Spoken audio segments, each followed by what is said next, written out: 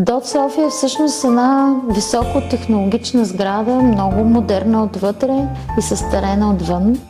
Фасадата от кортен, за да застане много почтенно и с уважение към квартала в тази зона между другите стари сгради, но всъщност е много интересно и динамично място и невероятни неща се случват вътре. Дот София е замислен като проект, който да бъде устойчив, да стои на мястото си с грижа към околната среда и по много естествен начин проекта за геотермика влиза в това пространство, тъй като това е стремежен като цяло. Така че избирането на този метод на отопление и охлаждане в сградата беше едно естествено продължение на цялата ни идея да бъдем зелени. Това може да е една инвестиция, която е по-скъпа от други стандартни, традиционни решения за ОВК, но във времето напред и при един дългосрочен план, в който мислите за поддръжка, планиране на разходи, обслужване на системи и така нататък, съм убедена, че това е най-доброто решение, което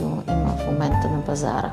И първите месеци на работа на Дот София вече го доказват, тъй като действително системата е изключително лесна за управление, ефективността е много висока.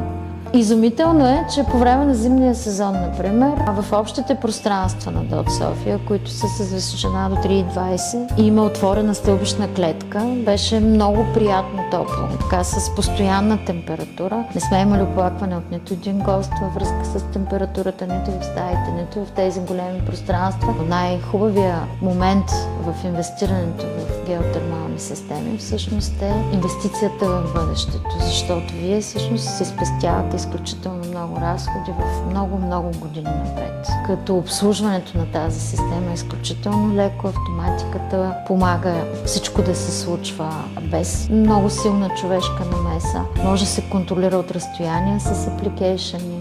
Ресторант Комат е много специално пространство, част от общата концепция за Дот София. И всъщност обстановката в ресторант Комат е изключително важна за това усещане, за което вече говорих, на лекота, щастие.